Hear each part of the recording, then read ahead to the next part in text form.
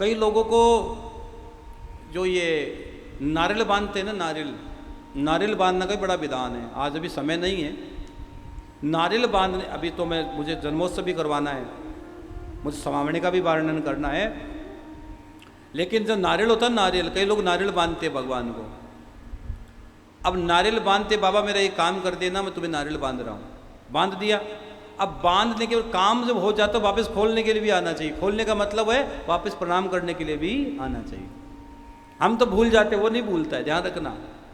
आप किसी भी मंदिर जाओ, किसी गुरु के पास जाओ, कहीं भी जाओ, अगर आपने बोला है तो अपने वचन को पूरा करना, इस बात का ध्यान रखना।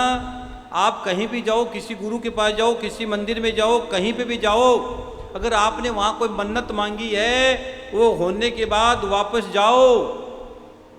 अगर नहीं गए तो आपकी वो तब क्या बताएं।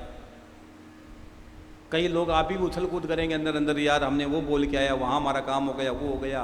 नहीं, अगर काम हुआ है तो वापस आओ, बाबा को धन्यवाद करो, ठाकुर तेरी बड़ी कृपा। तो नारियल बांधो तो मौली बांध लो, 11-21 रुपया ले लो। विशेष काम हो तो केसर का तिलक लगा लेना। मध्यम और काम हो, कोई भी मन का कोई मुरादे हो तो कुमकुम का तिलक लगा देना। और कोई विशेष कामना हो, कुमकुम और केसर को मिलाकर, मेरे गुरुदेव भगवान कहते कि दोनों को मिलाकर, और साथ में चंदन मिला लेना, मिलाकर स्वस्तिक करके 11 रुपये लेके मौली बांध के लगा के माथे के, और उनको दिखाकर, बाबा ये मेरा काम कर देना, मैं तुम्हें नारियल बांध रहा हूँ, ये बांध रही हूँ, फिर नारियल बांध देना। फिर माथे वहीं प्रणाम करके अपने घर चले जाना। मैं सच कहता हूँ, यहाँ देर हो सकती है लेकिन अंधेर नहीं है। आपका काम होगा होगा और होगा, पक्का होगा।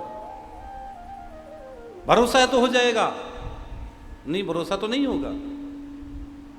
अभी मैं समावणी का जिक्र करूंगा, अभी मैं समावणी की कथा कहूंगा। कौन सी कथा कहूंगा? अभी मैं समावणी की कथा कहूंगा। और समावणी की जब मैं कथा कहूं तो ध्यान से सुनना, इसमें अनुदान भी आएगा। समावणी की कथा,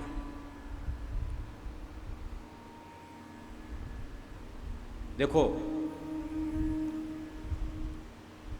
भूखे को भोजन मिल जाए और प्यासे को पानी मिल जाए, और हरे का सहारा बाबा है ही है। इसलिए खाटू श्याम जी में पानी की बात आई तो आप प्याऊ लगवाइए, 1 महीने की, 2 महीने की, 3 महीने की, आपको लगानी ही चाहिए। मैंने कई बार आपसे कहा है। और एक खाटू श्याम जी में हमने नई सेवा प्रारंभ की है, अन्नदान महादान। अन्नदान महादान का मतलब सबको भोजन मिले, जहां तक हम पहुंच पाए भोजन मिले। खाटू के दरबार में गरीब भी आते हैं, अमीर भी आते हैं, हर प्रकार के लोग आते हैं भैया, हर प्रकार के लोग आते हैं। तो हमारी इच्छा है कि यहाँ सबको भोजन की जितनी व्यवस्था हम लोग कर पाए। समावणी का नाम रहा है तो इसलिए कह रहा हूँ, समावणी की बात आई है तो कह रहा हूँ कि हमने विचार किया है कि खाटू श्याम जी में जब भोजन जाता है दीन दुखियों तक और लोगों तक, बन के जरूरतमंद असहाय लोगों तक, तो हमको एक तो गाड़ी में और एक रिक्शे में, एक तो हम पिकअप खरीद रहे हैं ट्रस्ट के लिए।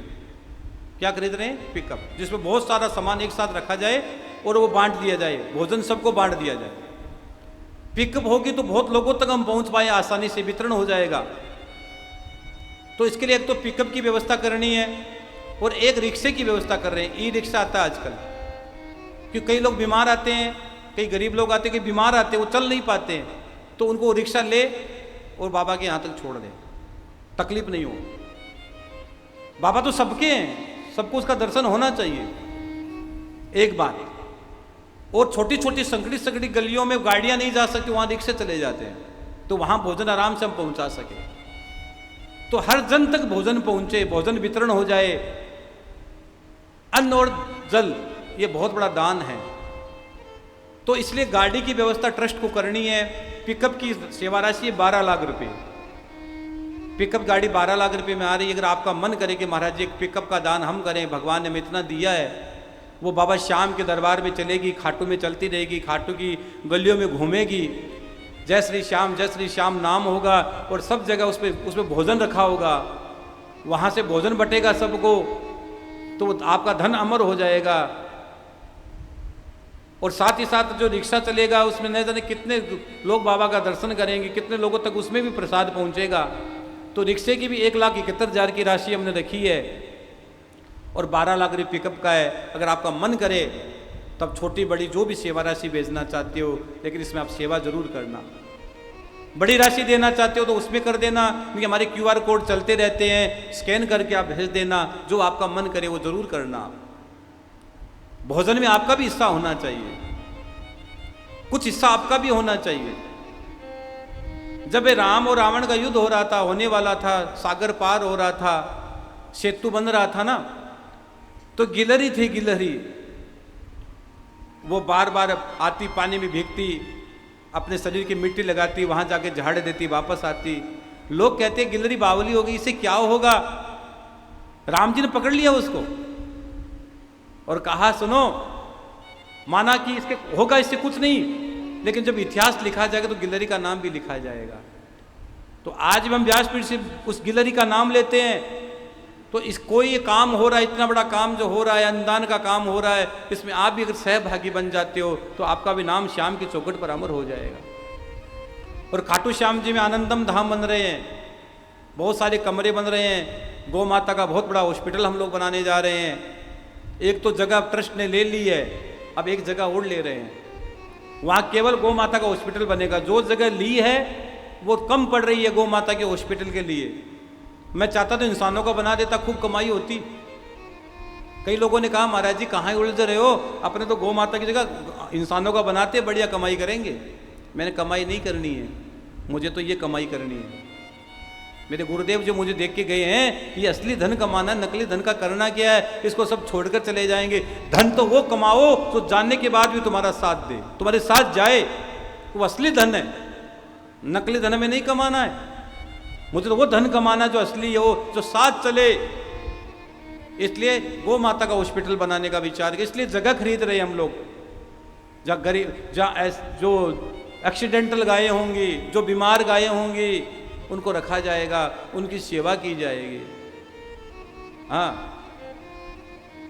आजकल बहुत से लोग गाय जो दूध देती है तब तक तो ठीक है, उसके बाद लोग घर से निकाल देते गाय को भी। इंसानों की तो बात ही छोड़ो, गाय को घर से निकाल देते। तो गौ माता का हॉस्पिटल के लिए जगह चाहिए ट्रस्ट को। 1 गज के लिए 11,000 रुपये, 2 गज के लिए 21,000, 5 गज के लिए 51,000 और 11 गज के लिए 1,11,000 की राशि है। आप गौ माता के हॉस्पिटल के लिए भी 5 मंदिर भी वहाँ बनेंगे। एक मंदिर नहीं बना सकते तो इसके लिए भूमि दान कर दीजिए, 11 ईंट का दान कर दीजिए, अगर आपका मन करे तो।